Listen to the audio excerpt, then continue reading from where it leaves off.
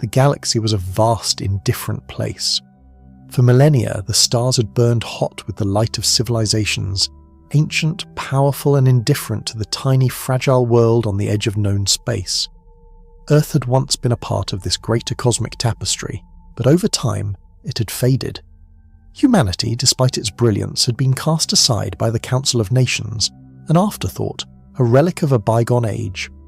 Forgotten by the galaxy's most powerful empires, Earth was left to wither in silence, abandoned in the farthest reaches of the universe. But now something had changed. There was a moment, a single fleeting instant, when the first signals pierced the void. The echoes of a world long assumed lost, a world that no one had thought capable of rising again. A single warship appeared in the skies above Earth, silent and imposing, its hull gleaming with fresh, untarnished metal. And then more followed. One by one, Earth's long-dormant fleet began to emerge from the shadow of the planet, their engines roaring to life, their weapons systems humming with the promise of destruction. Humanity was back, but not for peace, not for negotiations. Earth's message was clear as the ships began to deploy in formation, silent and deadly, their every move an echo of a past long forgotten. General Amelia Hawke stood on the command deck of the Sol Citadel, the nerve centre of Earth's newly reformed military. Her eyes were locked on the holoscreens in front of her, displaying every movement of the fleet. She had seen the reports, seen the messages from the galactic empires, the offers for peace, the demands for dialogue. They thought humanity would come to the table with open hands. They thought Earth had learned humility after being abandoned, left to languish in isolation. They were wrong. "General," a voice called from behind her. It was Commander Riker, his voice as calm as always, but with a hint of excitement beneath. "The fleets are in position. We're ready to make our move." Hawke didn't turn. Her gaze remained fixed on the map. "They don't know what's coming." Riker's eyes flickered to the screens, then back to Hawke. "They won't. They never saw us as a threat. We were insignificant. We were forgotten. But now, they'll remember." Hawke's lips tightened. Humanity was always underestimated. The warships, once mothballed in Earth's deep orbit, had been resurrected. The Silent Armada, a fleet of over 200 ships, each a testament to human ingenuity and determination, was now fully operational. These ships were not the outdated, second-rate vessels the galaxy might have expected. They were the products of decades of secret research, built to exact revenge, to return with a force unlike anything the galaxy had ever seen. Humanity's response wasn't a plea for help or a bowing to the demands of galactic overlords. It was a reckoning. The massive orbital cannons, capable of decimating entire fleets with a single shot, hummed to life. The phase cannons, graviton shields, and EMP missiles powered up with an eerie synchronicity, as though the fleet itself was preparing to exact the revenge that had been long overdue. Every system, every ship, every weapon had been painstakingly designed not just to defend, but to obliterate. "The first message has been sent," Hawke said, finally turning to face Riker. "Let them come to us. Let them think they can still dictate terms." The Admiral nodded. "They won't, and they'll regret ever thinking they could." Across the galaxy, the leaders of the Varelian, Sathran, and Zerath empires were receiving the same messages, and each of them reacted with shock. The first of their deep space communication channels had been cut. Then came the sudden reports from their scouting fleets. Human warships were on the move, hundreds of them, and they were heading straight for their territories. The Varelian Prime Council convened in haste, their hearts pounding as they scanned the intercepted data. "It can't be. We left them for dead," said Chancellor Voris, his voice low and trembling. "How can they have rebuilt so quickly?" "It must be a trap," said one of his advisors, desperate for reassurance. "Humanity was a mere afterthought, a primitive species at the edge of space." Voris shook his head, slamming his fist against the table. "No, we were wrong. This is no trap. Earth is coming for us." Meanwhile, in the heart of the Sathran Empire, Empress Shira stood before her generals, her mind racing. She had heard the stories, the rumours, whispers of Earth's survival, but nothing had ever been confirmed. Now, as the report came through, her gaze darkened. "They are coming," she said, her voice steely. "And they will not be asking for anything. We must prepare for war." Across the galaxy, leaders were scrambling, sending frantic messages and rallying their fleets. But Earth had no intention of negotiating. In the void between the stars, the silent armada gathered in the darkness. Its ships, sleek, deadly, and massive, moved in perfect formation.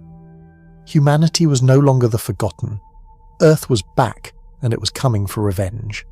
The galaxy would be reminded of the cost of their arrogance.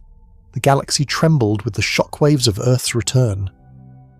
For generations, the empires that spanned the stars had grown complacent. They had forgotten the human spirit, the unyielding drive to survive, to rise again when the universe had turned its back. And now, from the edge of the galaxy, humanity was rising. The Silent Armada wasn't just a fleet. It was a symbol of the collective fury of a people left to wither on the fringes of known space. 1,000 generations of lost knowledge had been reclaimed, and in that reclamation, Earth had found the weapons to remind the galaxy of its arrogance. In the command center of the Sol Citadel, General Amelia Hawke stood before a massive viewport, her eyes scanning the holographic map of the galaxy. Below her, Earth's Silent Armada was aligning for its first devastating blow. "We're ready, General," said Commander Riker, his voice calm but edged with tension. "The first wave is primed, all systems online." Hawke didn't look away from the map. She could feel the weight of the moment in the pit of her stomach, the gravity of returning from the brink of extinction, to claim what humanity had lost. She had no intention of negotiation, of diplomacy. The galaxy had never cared for Earth. It was time for Earth to remind the galaxy that it was still here. "Let them feel it," she muttered under her breath. With a single command, the fleet moved. Earth's orbital cannons, the first to fire, spoke in a language of pure destruction. The Zereth Dominion had no warning. The first cannon blast slammed into their closest outpost, sending it into a burst of white-hot flames. It was gone in an instant. Not a single message sent. Not a single scream heard.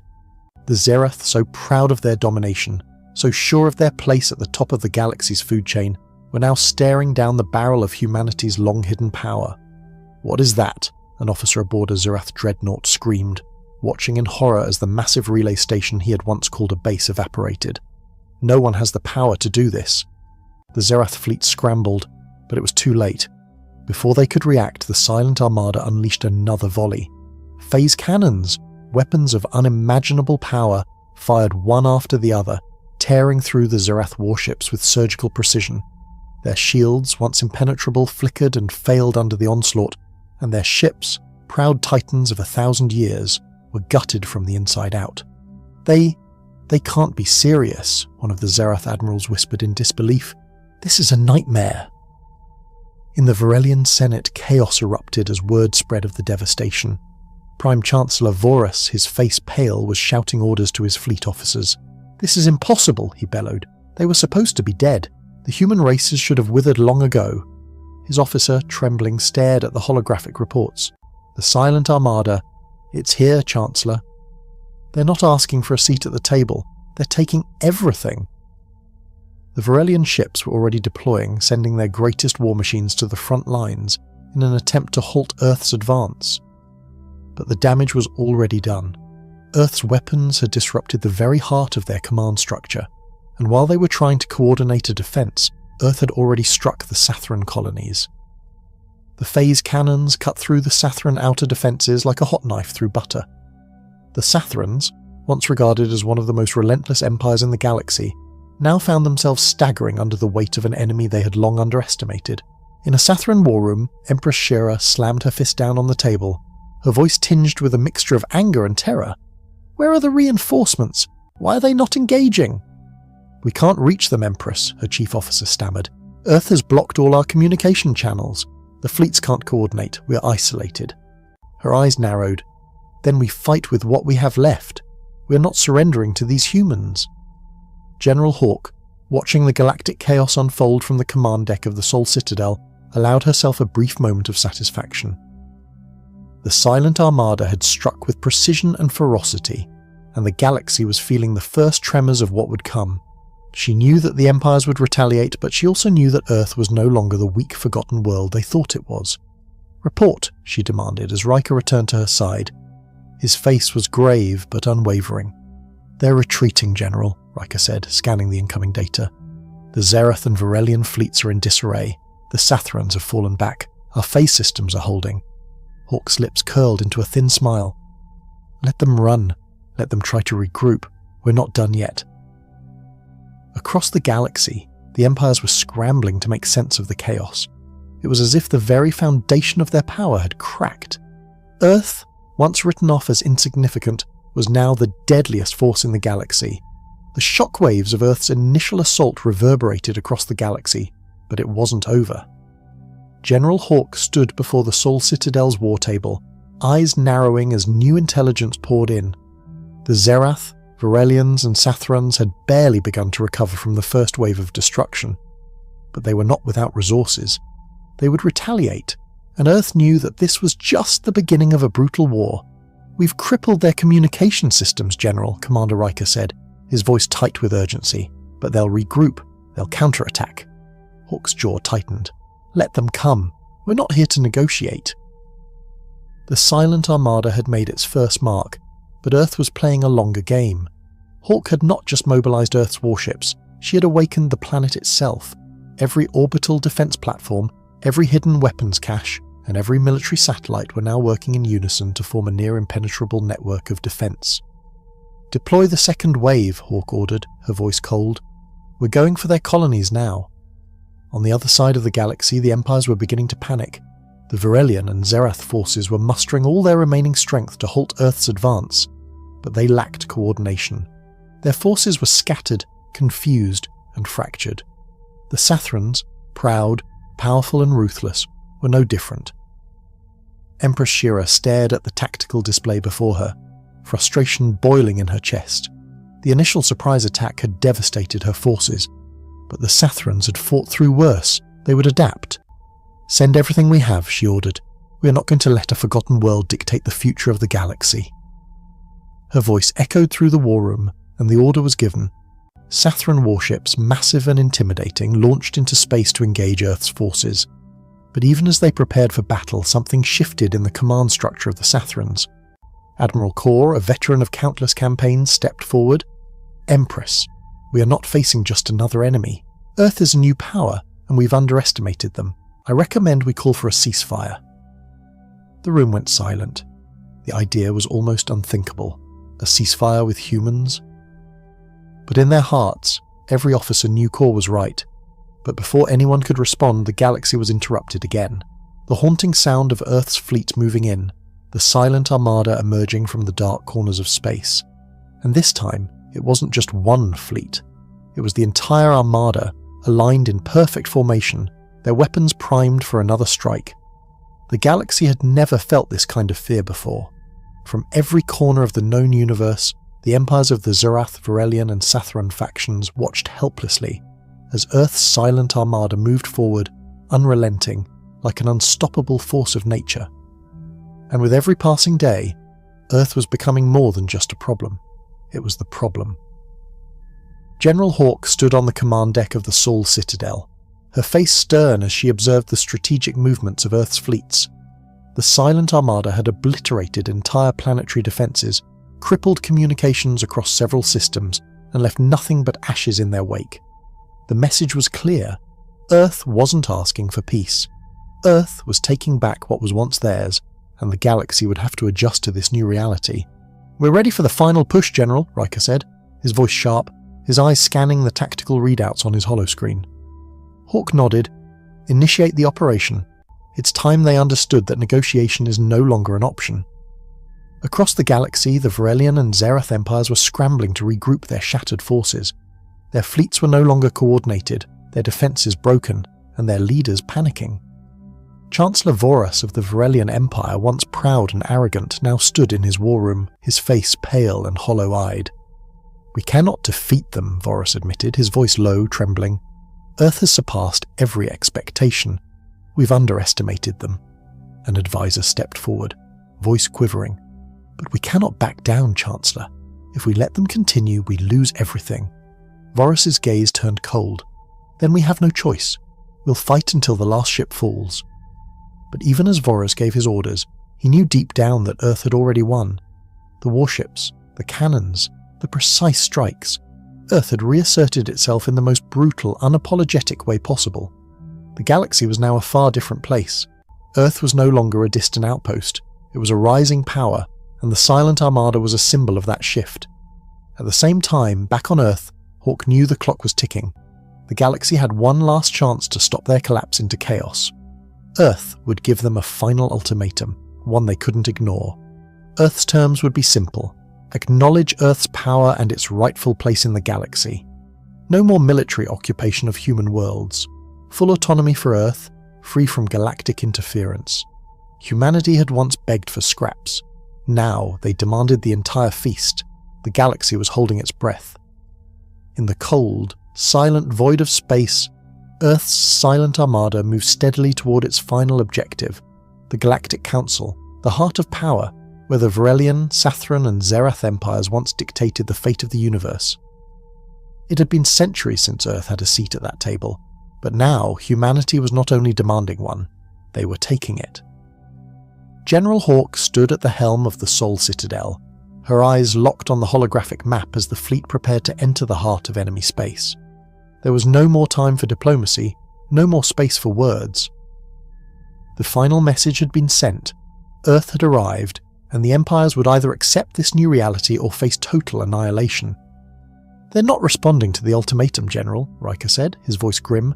"The Council is still holding out, hoping to negotiate with us, but it's clear they won't back down." "They have no choice," Hawke replied, her tone hard as granite. "We've given them everything. If they want peace, they'll have to accept that Earth is a force to be reckoned with." Across the galaxy, the leaders of the Varelian, Sathran and Zerath empires were faced with an impossible choice. Some spoke of resistance, desperate attempts to regroup and muster a defense, but the reality was undeniable. Earth's warships were too powerful, its technology far beyond anything the empires had seen. Chancellor Voros of the Varelian Empire was pacing his command center, the weight of the decision heavy on his shoulders. He had called every high-ranking officer, every general, every political leader to this moment. It was time for a final verdict. "We're not going to let them dictate the future of the galaxy," Voros declared, slamming his fist onto the table. "We will fight until the last ship is gone. The Council will not bow to Earth." But in the back of his mind, a nagging thought whispered the truth he could not ignore. Earth had already won. Empress Shira, from her seat on the Sathran throne, was no less resolute. "We have no choice but to meet them with our full strength," she said to her advisors, her voice steady but laced with a hint of fear.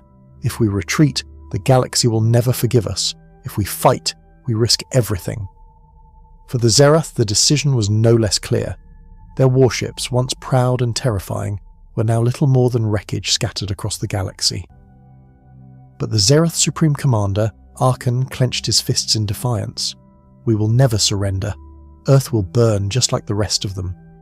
Yet, amid this defiance, something was changing.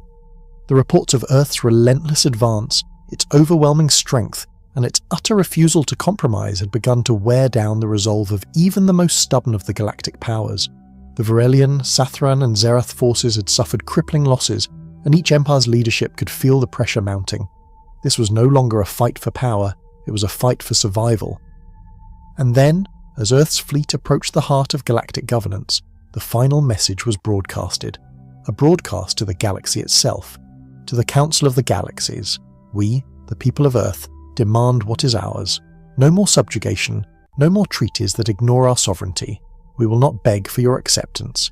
We are here to stay. Make your choice." General Amelia Hawke, commander of the Silent Armada. The broadcast reached every corner of the galaxy, and for the first time, the Galactic Council was silent. The once untouchable leaders of the galaxy could no longer ignore the reality that Earth had returned. They could either continue to fight, pushing the galaxy toward destruction, or they could accept humanity's terms and allow Earth to claim its place among the stars. In the end, the galaxy did not rise against Earth. Instead, they bowed, but not in defeat, in acknowledgement. The power had shifted, and Earth, long forgotten and forsaken, had taken its rightful place in the universe. Humanity was no longer a forgotten world at the edge of the galaxy. Humanity had become the galaxy's reckoning.